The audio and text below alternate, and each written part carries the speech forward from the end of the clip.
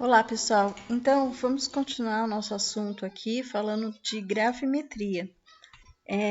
Na verdade, é o nosso foco agora, depois da parte estatística. Então, aqui na nossa apostila, nós temos esse pedacinho de gravimetria e na lista de exercício também no final existem exercícios próprios desse assunto, tá? A técnica de gravimetria é a mais antiga que existe e nela a gente faz o cálculo quantitativo baseado em uma medida de massa. Entre as principais vantagens estão o fato de ser uma técnica muito rápida, exata, porque a medida de massa é uma das mais exatas que tem no laboratório por conta das nossas balanças analíticas.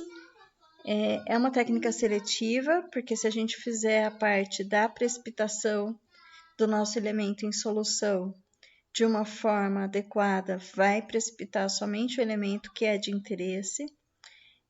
Ela precisa de poucos materiais para execução e por isso ela acaba sendo até mais barata do que outras técnicas e permite que se faça a validação de métodos por comparações, né? Porque é uma técnica realmente bem direta.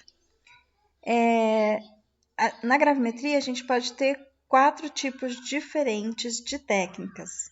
Então, a gravimetria pode ser de precipitação, quando a gente pega uma solução que tem um analito de interesse e precipita esse analito na forma de um precipitado conhecido, usa a estequiometria da reação para fazer o cálculo de quanto tinha na solução original. Ela pode ser a técnica de eletrogravimetria, quando a gente emprega, então, uma energia elétrica para fazer com que exista a deposição de um elemento na forma reduzida e mede essa massa, então, desse elemento agora no estado fundamental ou no estado reduzido, para determinar o quanto tinha na solução. Pode ser a gravimetria particulada ou a gravimetria de volatilização, todas, então, por diferença de massa. Cada uma dessas técnicas está descrita, né, de uma maneira sucinta aqui, mas o nosso foco principal é na gravimetria, então, de precipitação. A gravimetria de precipitação, ela exige que a gente encontre um reagente precipitante para remover o nosso analito de interesse da solução. Esse analito tem que ter uma baixa solubilidade em algum tipo, né, de condição, e aí a gente vai ter um precipitado que tem que ter uma alta pureza e que possa ser facilmente separado do resto da solução. Resumindo, para que a gente possa fazer a gravimetria, a gente precisa relembrar um pouco daquelas condições das constantes de KPS, né, que é o produto de solubilidade, porque é necessário, então, determinar qual tipo de precipitado vai ser o ideal para a nossa análise. A precipitação tem que ser completa e o precipitado tem que ter uma massa confiável e que seja facilmente separado do resto da solução. Então, tem que ser um precipitado que tenha característica boa para filtração e, portanto, separação da solução, tá bom? Entre os principais exemplos, né? Então, a gente vai ter todas as substâncias que acabam tendo precipitados bem conhecidos. O produto de solubilidade vai governar a formação desses precipitados e a gente precisa ter as condições ideais no meio, como pH e temperatura, para controlar essa máxima formação de precipitado ou de sólido. Quando a gente fala do KPS, recapitulando um pouco, significa que estamos tratando de um equilíbrio do sólido com os íons da solução, né? Então, aqui tem o exemplo do cloreto de prata em equilíbrio com a prata mais e o Cl-. O KPS, que é o produto de solubilidade, é então a constante desse equilíbrio e pode ser escrito como concentração dos produtos, então aqui concentração de Ag+ vezes Cl-, dividido pela concentração do reagente. Só que aqui o reagente, na verdade, nessa reação, é um sólido, e sólidos e elementos líquidos puros não são escritos na constante. Então, a gente não escreve essa quantidade, porque a hora que a gente olha isso em relação à própria solução, esse pedacinho do sólido acaba sendo constante e, na verdade, ele não aparece na forma de uma concentração variável, porque está embutida no próprio KPS. Então, o KPS é descrito como o produto dos íons, dos cátions e ânions presentes, então, nessa solução. Com essa informação, a gente consegue determinar a solubilidade do sólido. Então, se eu substituir a concentração da prata por S e a concentração de Cl- por S, eu posso dizer que o KPS do cloreto de prata me fornece a solubilidade, que vai ser, então, o valor de S do próprio cloreto de prata. A mesma coisa vai acontecer para os outros sólidos, né? E a gente deve também respeitar, então, a estequiometria desses sólidos. Então, aqui, por exemplo, eu tenho o Ag2RO4, que é o cromato de prata. Aqui eu preciso balancear essa reação, então vão ser 2 pratas. E a hora que eu faço a substituição, vai ficar Ag+² vezes o cromato. A hora que eu substituo por S, aqui eu vou ter então 2 S por causa dessa reação aqui, né? Então é 2S e aqui é S. E no final vai ficar então 4S ao cubo, tá? Lembrando que eu posso então determinar o S usando o valor de KPS e esse S é a própria solubilidade do sal. Tem um exemplo aqui para vocês na forma de iodeto de potássio, de chumbo, tá? E aqui as etapas envolvidas na gravimetria. Então, a primeira etapa é preparar a solução para receber o agente precipitante com o pH, a temperatura ideal e demais condições. A segunda etapa é a precipitação propriamente dita. A terceira etapa se chama digestão e ela é essencial para garantir a boa qualidade do precipitado formado e garantir que exista uma boa separação dele em relação ao sobrenadante. A quarta etapa é a etapa de filtração. A quinta é a lavagem para poder retirar então os interferentes. A sexta etapa é a secagem ou calcinação, já que o meu precipitado isolado precisa então ser pesado para que a medida gravimétrica seja viável e através dessa massa obtida é que a gente vai determinar a quantidade daquele elemento que estava na solução, que era a solução de análise, né? Quer dizer, que era a solução que estava sendo analisada. Após a etapa 6, então a gente vai fazer a pesagem e, por último, os cálculos que vão envolver a estequiometria da reação. Daí tem a descritiva de cada uma das etapas aqui, né? Então, o preparo, a precipitação, as características desses precipitados. O ideal é que o precipitado tenha um cristal grande, porque quanto maior for esse cristal do sólido formado, mais facilmente é a filtração, mais rápida é essa filtração e melhor vai ser então a condição de separar esse sólido da solução.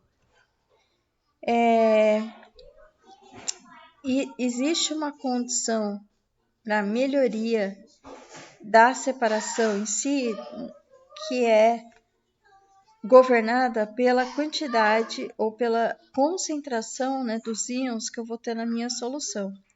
O ideal é que eu não tenha uma concentração muito grande, porque quanto maior a concentração dos reagentes, maior vai ser o grau de dispersão e menor vai ser o tamanho das partículas.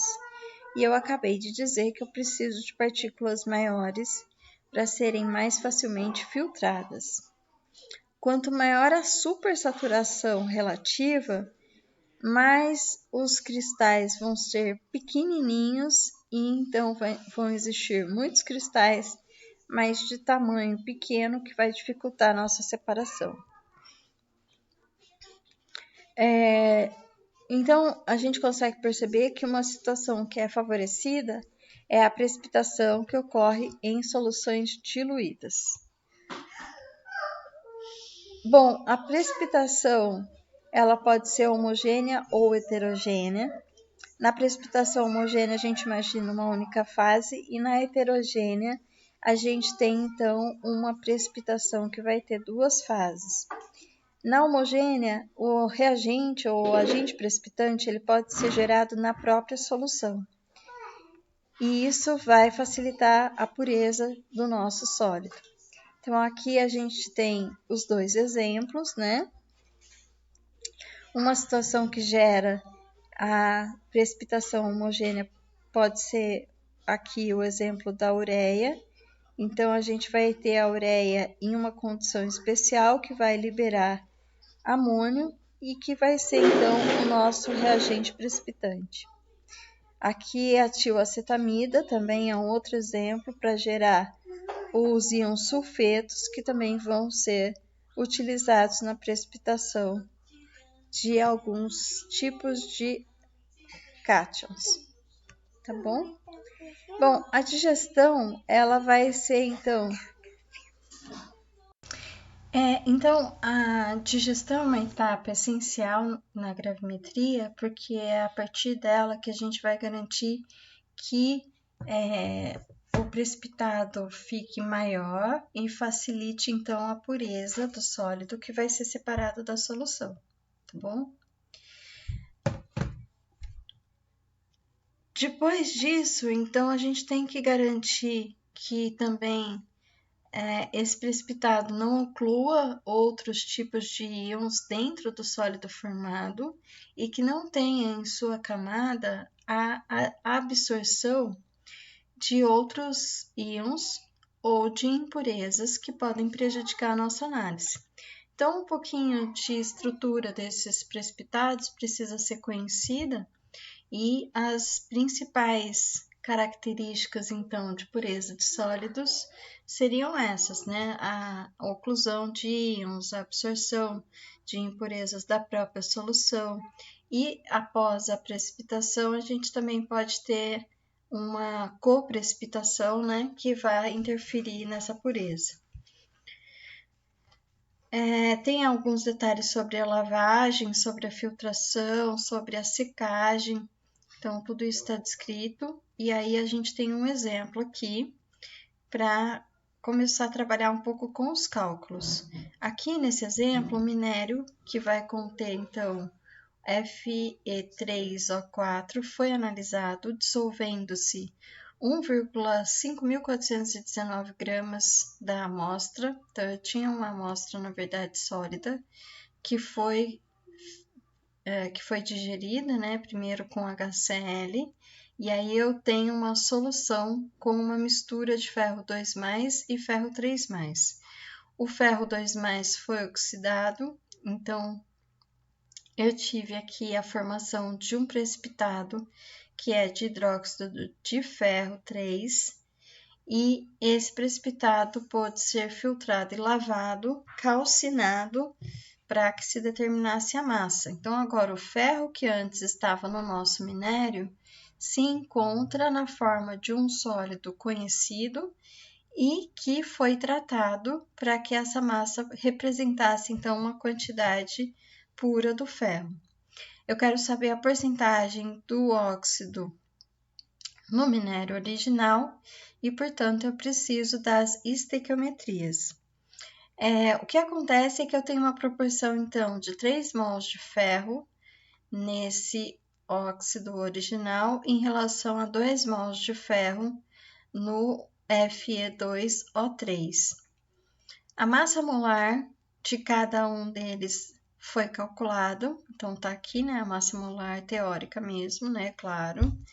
E aí a gente fez uma regrinha de 3 para determinar, então, se foi obtido essa massa no final, quanto que tinha do óxido Fe3O4 na nossa amostra original. Então, uma regra de 3 simples, em geral, sempre permite obter esses resultados, né? Então, aqui eu tenho a massa, que seria a massa produzida, e aí eu faço uma segunda regra de 3 agora para ver a porcentagem de pureza, já que a massa total da amostra era essa, eu quero saber quanto tinha em porcentagem desse óxido, e aí eu fiz então a porcentagem aqui, tá bom? Deu 53,44% de Fe3O4 na amostra. Essa era a massa total, essa foi a massa obtida, então quase metade, né? Era a quantidade do óxido, tá bom? Esse fator gravimétrico que aparece nos cálculos é justamente a proporção estequiométrica do elemento que a gente está trabalhando. Cada agente precipitante vai ser utilizado para precipitar um tipo de cátion. Então, aqui tem algumas tabelas de exemplo. Então, quando eu estou trabalhando com alguns cátions aqui, eu vou escolher alguns reagentes precipitantes e esses cátions, então, vão se apresentar na forma de sólidos, né, específicos aqui.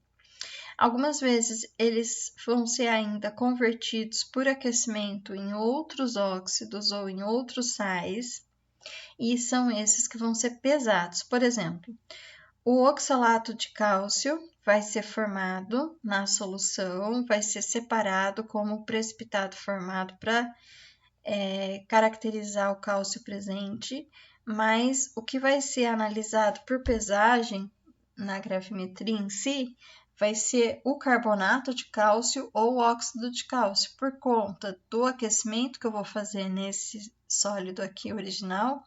Então, eu precipitei com oxalato, formou oxalato de cálcio sólido, só que aí eu fiz, então, uma calcinação e obtive agora o óxido final, que seria o óxido de cálcio para pesar. Por que às vezes é feita essa conversão? Porque, na verdade, a gente busca obter o sólido mais estável e que tenha, então, a massa mais confiável, tá bom? Aqui tem outros exemplos, né, de outros reagentes que são usados e os próprios precipitados que vão ser pesados nesse processo. Algumas reações para gerar os precipitados aqui, né? E aqui também algumas outras possibilidades de trabalhar na gravimetria, só que aqui usando reagentes orgânicos. Então, aqui eu vou ter precipitados formados com reagentes orgânicos, tá bom? Então, aqui também, né, outros exemplos. E agora a gente está apto para fazer os exercícios da lista. Pessoal, então eu vou começar aqui pelo exercício 37, que é um exercício onde é fornecida a solubilidade e se pede para calcular o KPS. Como a gente viu, então, o KPS vai ser igual à concentração dos íons presentes de acordo com o sólido que a gente estiver falando. O S é como se fosse a quantidade molar de cada um desses íons, respeitando a estequiometria. Então, aqui, por exemplo, no exercício, nós temos o iodeto de bismuto. A estrutura é BI3, então eu tenho o BI3+, mais 3 e menos. Substituindo por S a concentração de BI3+, e substituindo por 3S, já que eu tenho 3 iodetos aqui, eu volto a colocar a escrita da própria constante, então seria a multiplicação dos íons, só que aqui o I- tem que ser elevado ao cubo, por conta do 3 que está aqui, e resolvo, então, substituindo pelos S. Então, ficaria S no lugar do BI3+, e 3S no lugar do iodeto, só que ainda elevado ao cubo. 3 elevado ao cubo dá 27, vezes S ao cubo, vezes S, vai ficar 27 vezes S à quarta. Esse S foi fornecido no exercício, está aqui. Só que está no exercício em miligramas por litro. E para que eu possa utilizar nos KPS, sempre essa concentração aqui é uma concentração mol por litro. Então, eu tenho que converter esse S para mol por litro. Então, eu usei aqui a massa molar do iodeto, ignore o S aqui, é I3, né? Então, do iodeto de bismuto, a massa molar é 589,69, representa, então, 1 mol. E essa quantidade aqui, que é a solubilidade em miligramas por litro, vai ser, então, a quantidade de mols. Então, 7,76 vezes 10 a menos 3 gramas é igual a X. Resolvendo a continha, dá esse valor, vezes 27 e elevado aqui à quarta, dá 8 vezes 10 a menos 19. Então, essa é a resposta do exercício 37. Eu vou passar para vocês o gabarito dos demais exercícios. E aí, então, a gente faz a correção depois, tá bom? Espero que vocês treinem, pratiquem e estudem a gravimetria. Um abraço e até mais.